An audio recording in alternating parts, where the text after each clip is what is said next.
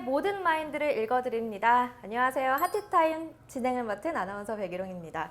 네, 오늘의 주제는요. 지리적으로는 굉장히 가까운데 또 심리적으로는 한없이 먼 듯한 두 나라, 한국과 일본에 대한 얘기를 나눠보려고요. 두 분 모셨습니다. 안녕하세요. 인지심리학자 김경일입니다. 예, 문화심리학자 한민입니다.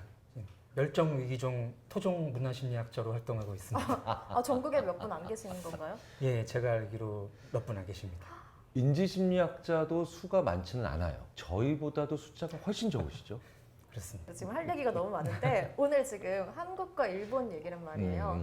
가장 처음에 생각나는 게 요즘 우리나라의 극장가를 강타했던 일본의 애니메이션 영화 얘기를 빼놓을 수 없을 것 같거든요. 혹시 슬램덩크 보셨나요? 네, 봤습니다. 보셨어요? 네, 저도 개봉하고 한 5, 6일째 됐을 때 보러 갔는데 제가 보러 간 게 아니었어요. 저희 둘째 딸, 고등학교 2학년인데 원래 모르지 않나요? 그렇죠. 90년대에 태어나질 않았으니까. 네. 그런데 갑자기 영화 보러 갈래요, 아빠? 그래가지고 네가? 너무 좋아가지고 데이트 뭔데? 저는 그때까지 슬램덩크를 다시 개봉한다는 사실도 모르고 있었다가 슬램덩크라고 하는 무슨 또 다른 장르가 있나? 라고 했는데 딱 가서 보니까 다 나와. 서태웅, 최치수, 강백호 네, 다 나오는 거예요. 근데 그날부로 피규어를 사 모으고 있어요. 그래서 이 용돈이 다 어디서 난 걸까 지금 제가 궁금해하고 있습니다. 교수님은 주식을 주식을 몰래 이렇게 슬램덩크가 좀 열풍이 있는 이유를 또 어떻게 보세요? 일단은 이제 슬램덩크 자체의 콘텐츠의 힘이겠죠. 오. 워낙에 이제 명작이니까. 그럼요. 네. 네. 두 번째로는 이제 그 시대에 그걸 봤던 사람들의 향수 그렇게 시작되었던 것 같습니다. 이 향수를 또 불러일으키고 예. 세대 간의 소통도 되고 안 그래도 뭐 뉴트로, 레트로 이런 게 인기가 많았던 게 좀 한몫을 했던 것 같기도 하고 아까 콘텐츠 자체의 힘 때문에 또 인기가 많았다고 네네. 하는데 그거는 어떤 이유죠, 교수님? 일단 이제 인물들의 그 꿈이라든지 청년들이 바래왔고 경험했던 것을 다시 볼 수 있다는 점이죠. 그런 거 많이 물어보세요. 30년 전 거의 30년 다 된 콘텐츠인데 왜 이렇게 좋아하냐고. 그러면 제가 그래요. 아니 베토벤은, 아니, 모차르트는 그쵸? 네, 몇백 년 된 콘텐츠인데 그럼 왜 좋아하냐고. 어느 시대나 한 세대 사람들에게 강력하게 들어왔고 매료시켰던 콘텐츠는 그러니까 시대가 지났다고 해도 그게 다시 사람들이 열광하고 흠뻑 몰입한다는 건 전혀 이상한 일 아니에요. 네네. 약간 구간이 명관이다라는 말도 생각나고요. 그렇죠. 그리고 저는 슬램덩크를 보면서 일본 애니메이션 보는 것 같지 않았어요. 저 약간 일본 애니메이션 하면 좀 지브리 아니면 예, 약간 그러니까. 그렇죠. 하울의 움직이는 성 뭔가 이런 게 생각나는데 배경도 이 세상이 아니고 네. 그러니까. 시대도 이 시대가 네, 아니고 네, 네. 이 시대를 배경으로 해도 뭔가 좀 이상한 기술 쓰고 이래야 되는데 원피스 뭐 이런 네네네. 같은 스포츠를 주제로 한 일본 만화들도 특별한 기술 같은 거 많이 씁니다. 필살기 맞아요. 같은 것들. 근데 이제 슬램덩크는 굉장히 현실적이죠. 그런 측면도 한국 관객들한테 먹히지 않았나 싶습니다. SF적인 게 없잖아요. 네네. 근데 일본 애니메이션뿐만 아니라 일본의 거의 모든 장르가 네. 약간 판타지, SF적인 거 요소가 맞아요. 되게 많아서 우리나라에서 그런 거 비슷하게 만들 때마다 난리 납니다. 욕 엄청 뭐 먹죠. 하는 거냐고 지금 정신 좀 똑바로 차리라고. 현실성 왜 이렇게 떨어지냐고. 이게 근데 약간 현실성이 떨어진다는 얘기를 하고 보니까 슬램덩크 말고 또 인기 있는 일본 영화 있잖아요. 요즘에. 최근에 예, 네. 유행을 하고 있는 스즈메의 네, 문단속. 맞습니다. 엄청 슬램덩크랑 완전 극과 극으로 지금 현실이랑 동떨어진 건데 네. 왜 이렇게 인기가 많을까? 그건 또 일본 콘텐츠 자체의 매력 때문에 흥행을 하는 것 같아요. 환상적이고 아름답고 저도 얼마 전에 보고 왔는데 화면이 거의 뭐 예술입니다. 야경이라든가 지금 뭐 일본의 풍경을 쭉 따라가면서 보여주는데 거의 뭐 사진보다 더 아름다운 장면이었고요. 또 한국 콘텐츠에서는 보기 힘든 초현실적인 스토리들이 있잖아요. 네. 사람이 의자가 되고 맞아. 영화 안 보신 분들 계실 아, 수도 네네네. 있는데 이 정도는 네네네. 뭐 사람이 문제가 된다든가 네. 뭐가 뭐 문으로 뭐가 막 나온다든가 네, 맞아요. 그걸 뭐 막으려고 열심히 노력을 한다든가 그런 스토리를 따라가는 재미가 또 일본 콘텐츠죠. 또 이 스즈메 영화를 보면서 궁금했던 게 문이 되게 중요한 아, 예. 역할을 하잖아요. 이렇게 꼭 이렇게 문을 막 열고 닫는 장면이 꽤 많이 네네네. 나오는데 이 문이 사실 모티프가 우리나라 드라마인 도깨비에서 따왔다는 말이 좀 화제가 됐었거든요. 네네네. 근데 이 도깨비에서의 문 그리고 스즈메의 문단속에서의 문 좀 어떤 차이가 있을까요?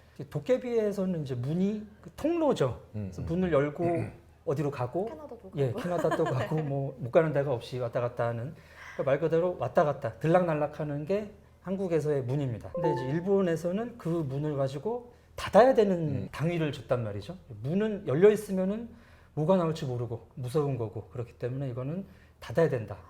그런 일본의 그 상징이 들어있는 장면이었던 것 같습니다. 그리고 원래도 일상생활에서 이렇게 문을 다 닫아야 되나요?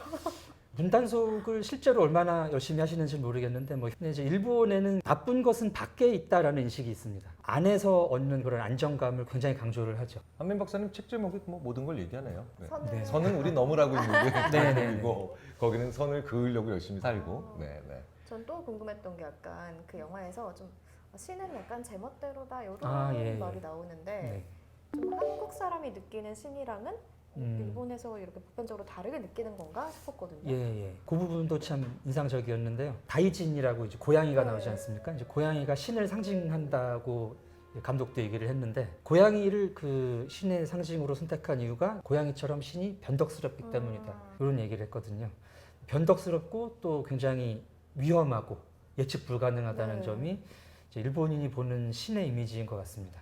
근데 이제 우리나라 같은 경우는 이제 전통 신앙의 경우에는 신들도 굉장히 그 사람 세계에 참견을 하거든요.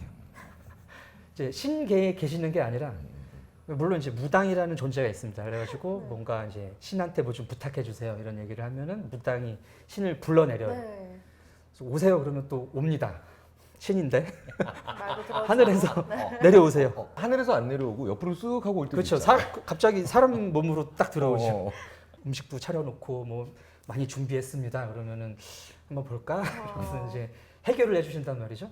그래서 우리 시는 약간 사람이 때를 쓰면 들어줄 것 같은 그런 이미지죠. 예측 불가능하긴 하지만 그래도 내가 최선을 다해서 기쁘게 해드리고 돈도 좀 넣어드리고 약간 맛있는 거 사람 대접해드리면? 인간다운 측면이 네네 있는 그런 측면이 말이 강합니다. 이상하지만 신이 좀 인간다운 측면이 있다. 그러니까 인간적인 측면도 있고 그렇기 때문에 인간 세계에 간섭도 많이 하고 네. 네. 심지어 우리 인간한테 뭐 부탁도 해. 네 맞습니다. 네, 우리나라 귀신들 보면 부탁도 하잖아요. 네. 맞아요, 맞아요. 그 장화홍련정 같은 거. 네, 장화홍련정 같은 거. 전 약간 호텔 델루나를 생각했는데 아 네네. 장화 그것도 이제 기본적인 한국 귀신 잠깐만, 이야기. 잠깐만. 이런 갈라치기는 좋지 못해요. 아 죄송합니다. 네, 죄송합니다. 네. 아니면 장화홍련정을 모르지 않으시잖아요. 그럼요. 아시잖아요. 네, 근데 왜 굳이 거기서 다른 예로 가냐는 거야. 네. 우리가 다 할 수 있는 걸 예를 줘야지. 아 그쵸. 장화홍련으로 정리하도록 하고요. 네. 네. 강병철과 산택이 아세요? 그러세요. 그럼 제가 이런 얘기하면 좋아요? 그렇죠. 그러면 딱 서태지와 아이들 정도에서 딱 이렇게 적정한 대중적인 점을 걸로. 네네. 찾아주셔야지. 알겠습니다. 네, 네, 알겠습니다. 반영하도록 네. 하고요. 망상해서 그렇습니다. 그 공통적인 구조가 그대로 나타나는 것 같습니다. 네. 현대물에도 그러니까 귀신들은 사연이 있고 그 음. 사연이 해결되지 않으면은 저 세상으로 못 가고 그래서 그 사연을 해결하기 위해서 인간 세계에 간섭을 하는 거죠. 이런 그리고 막 느낌. 민원도 제기해. 네네 어. 민원 넣고 그것도 약간 현실적인 측면이 또 있는 것 같기도 하고, 아까 이제 일본 사람들이 좀 환상적인 걸 좋아한다고 하셨잖아요. 근데 이 환상이 약간 문화적인 그런 방어 기제다 이렇게도 들어봤거든요. 심리학의 성격 장애라는 분류가 있습니다. 음. 그 중에서 회피성 성격을 가진 분들의 방어 기제로 이제 환상이 언급이 되거든요. 현실을 회피하기 예. 위해서. 이제 회피성 성격이라는 거는 나를 어떻게 평가할까 굉장히 두려워해서 사회적 접촉이나 내가 다른 사람한테 노출되는 기회를 회피하는 이런 성격인데 그런 사람들은 이제 밖에 안 나가고 자기 내면 세계에 주로 계시기 때문에 내면의 그런 세계, 환상 속으로 이렇게 도피를 하는 경향이 있거든요. 그런 측면이 일본 콘텐츠나 일본 문화에 굉장히 많이 발견이 되는 게 혹시 일본 사람들의 어떤 문화적 성격이 회피적인 측면이 있는 게 아닐까 그런 생각을 하게 됐습니다. 아마도 일본이 섬나라로 오랫동안 지내왔다는 사실도 무시할 수 없는, 간과할 수 없는 점일 거예요. 영국과 달리 영국은 굉장히 오래전부터 정말 북유럽에서부터 뭐 독일, 네. 프랑스 같은 정말 다양한 나라들이 들락날락했죠. 해협을 넘어서 막 들어가고 싸우고 저항하고 이랬거든요. 그런데 오히려 그런 영국은 사실 한국이랑 비슷한 거야. 왜냐면 한국은 계속해 대륙에 붙어 있으면 저항했거든요. 저항하고 싸우고 그 다음에 죽지 않으려고 당하지 않으려고 버텼는데 일본은 의외로 그래서 일본을 향해 있는 다른 대륙에서 침공이나 아니면 침입을 할 만한 그런 것들이 거의 없어서 내치만 중요해진 것 같아요. 내부 단결 내치가 중요하니까 오히려 그래서 주체성을 막 키워놓으면 골치 아픈 거죠. 그래서 되게 재밌게도 일본 사람들이 참 많이 하는 얘기 중에 하나가 그거 원래 그런 거야. 지금도 60년대 70년대 그 옛날 스타일의 택시가 다니고 있어? 지금 얼마나 좋은 자동차가 많은데 택시는 원래 그런 거야. 왜 저런 스타일로 서류를 처리해? 아니 얼마든지 더 쉽고 좋은 방법이 있는데 원래 그 서류 처리는 그런 거야. 네. 제일 많이 하는 거야. 근데 우리 한국 사람이 제일 많이 하는 얘기는 뭐예요? 아직도 그런 게 어딨어. 하면 다 되는 거지. 그러니까 현실 세계에서 내가 바꿀 수 있는 것이 없다는 것은 명확하게 인식을 하는 문화에선 현실 세계보다는 분명히 다른 세상에 네. 무언가가 필요하겠죠. 그게 아마 판타지, 일로가 많이 가는 게 아닐까 싶어요. 그러면 이제 회피성으로 약간 환상을 방어 기제로 삼는다라고 했는데 한국은 네. 어떤 방어 기제가 있을까요? 크게 구분되는 게 두 가지 정도 있을 것 같은데요. 제일 두드러지는 것은 동일시라는 방어 기제가 있습니다. 동일시.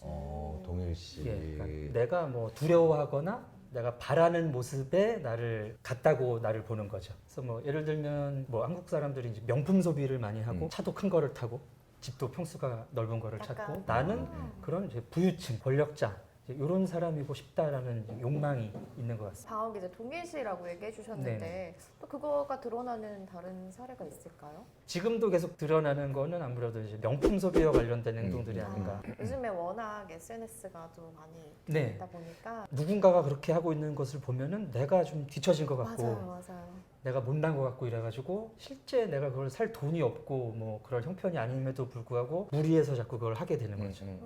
약간 미래의 나의 힘을 빌려서 네.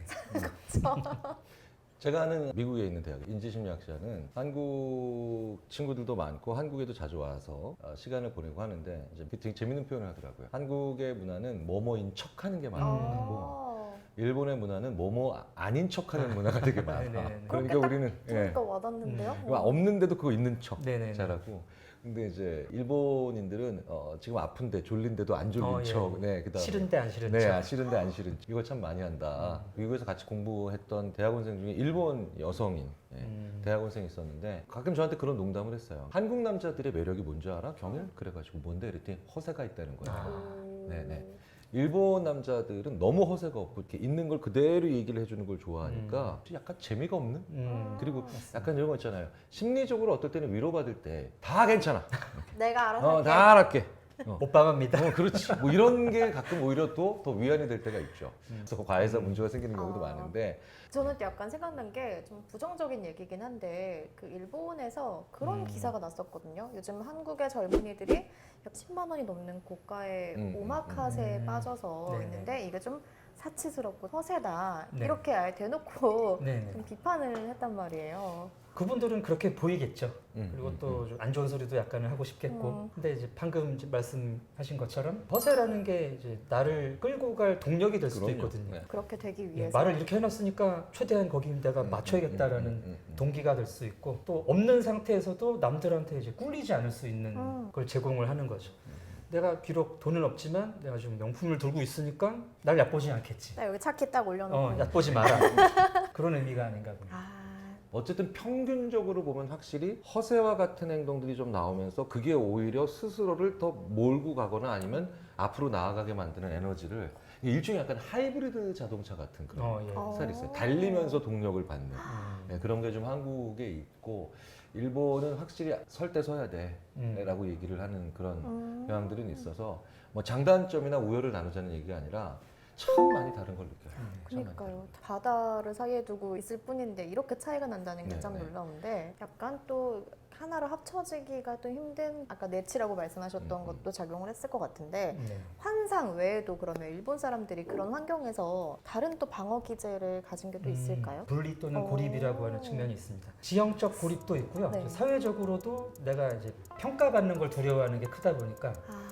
이제 일본의 중요한 그 사회적 규칙, 남들한테 폐를 끼쳐서는 안 된다는 메이와쿠 문화입니다. 네.